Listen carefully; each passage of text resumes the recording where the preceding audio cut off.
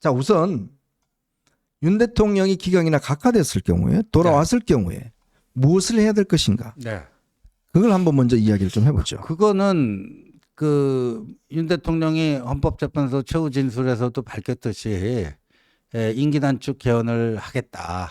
임기 단축 개헌을 해서 임기를 다 채우지는 않고 7공화국을 열고 아름답게 퇴장하겠다 하는 약속을 반드시 지켜야 됩니다. 네. 그거를 지키지 않고 뭐 유야무야 한다든가 애매하게 흐린다든가 하게 되면요. 아마도 탄핵을 외쳤던 이쪽 진영에서는 그 윤 대통령 남은 임기를 인정 안 하려고 그럴 네. 겁니다. 그러니까 윤 대통령이 직무복귀해서 유일하게 유종의 미를 거둘 수 있는 것은 신속하게 7공화국 개헌을 하고 그리고 본인은 그 스케줄에 따라서 임기를 다 채우지 않고 퇴임하는 것이다. 네. 그렇게 안 할 경우에는 거의 내전 상황이 또 발생할 수도 있다 이렇게 봅니다. 그러니까 제가 이렇게 좀 관과나 이런 관가에 있는 사람들을 쭉 취재를 해보면 장관들 중에서 상당 부분의 장관들이 윤 대통령이 복귀하게 될 경우에 그냥 사퇴를 하겠다 이런 네. 분들이 꽤 있습니다. 그러니까 더 이상 어떤 대통령으로서의 어떤 권위와 함께 하겠다라는 게 특히 최근에 이 군이 보면 그 굉장한 실망감들이 많은 것 같아요. 대통령이 명령에 따랐던 군인들에 대해서 뭔가 좀 다투고 이런 모습들을 보면서 이 군이라는 게 그렇지 않습니까? 당신의 보스가 군을 최대한 어떤 면에서 보면 저 끝까지 지켜준다 뭐 이런 게 있어야 될 텐데 이번 헌법재판소 심리 과정에서 이러한 부분들이 많이 깨졌다라는 생각이 들어요.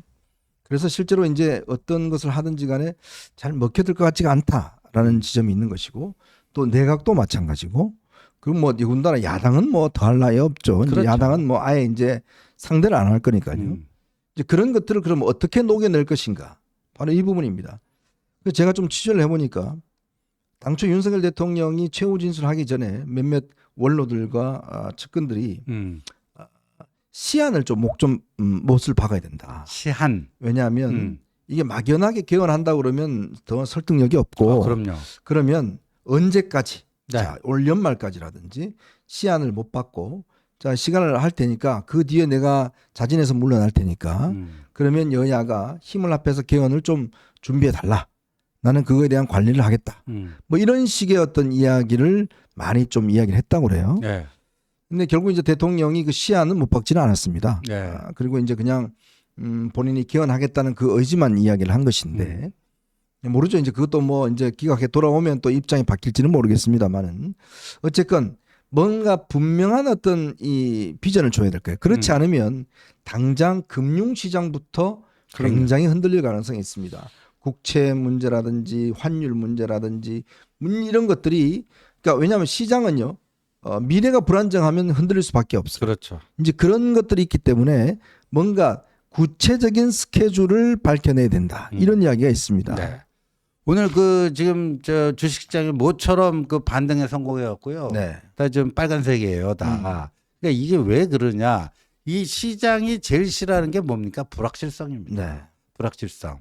근데 이렇게 정정불안 국가 이게 보통 이제 제3세계 후진국에서 나타나는 게 툭 하면 뭐 쿠데타하고 툭 하면 또 무슨 반란군하고 교전이 벌어지고 뭐 이런 계엄 상황, 계엄 발동해야 되는 상황이었고 이게 정정이 불안한 나라, 앞을 예측하기 힘든 나라 그런 나라에서 정상적인 경제 활동이 제대로 될 수 있겠습니까? 안 되는 거죠.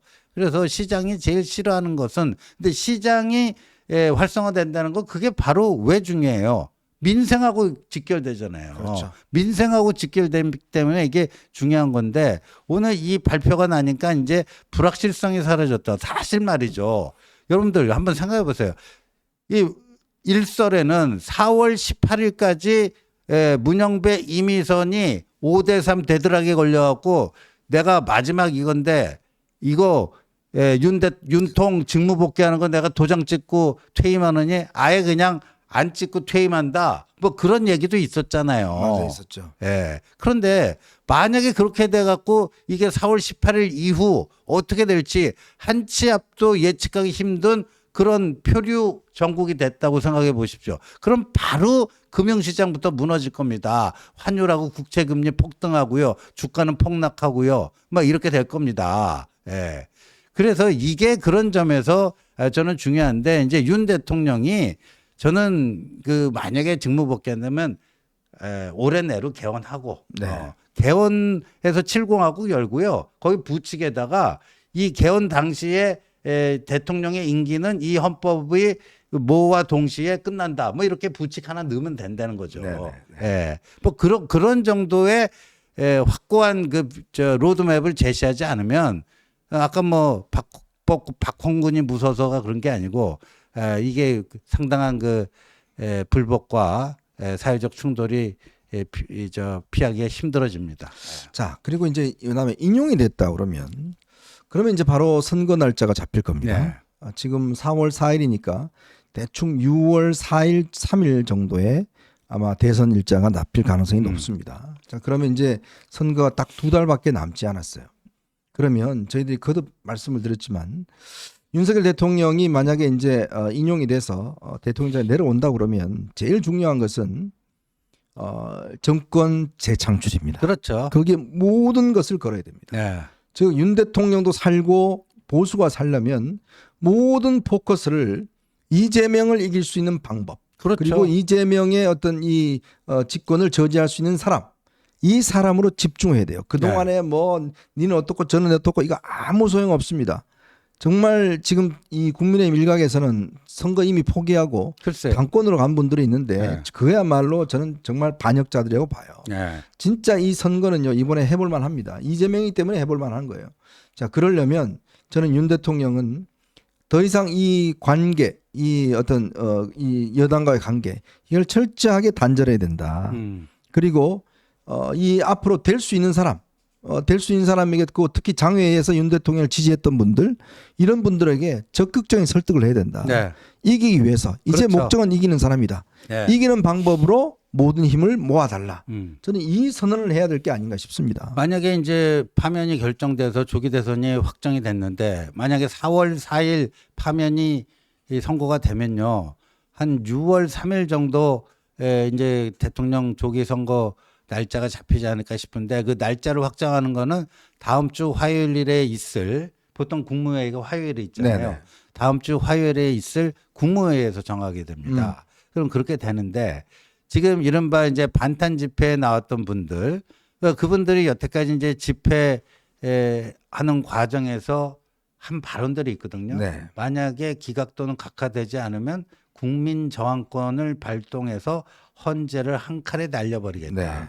그 얘기는 아까 박홍근이 한 얘기랑 똑같은 똑같죠. 내용이에요. 네. 아무 소용 없습니다. 예. 그러니까 한쪽 끝에서 얘기하는 거고 또 이쪽 끝에서 얘기하는 건데 그 어떤 그 논리 구조나 뭐 이런 건 똑같아요. 예. 그 날려버리겠다. 그러면 불복하겠다는 거 아닙니까? 네네.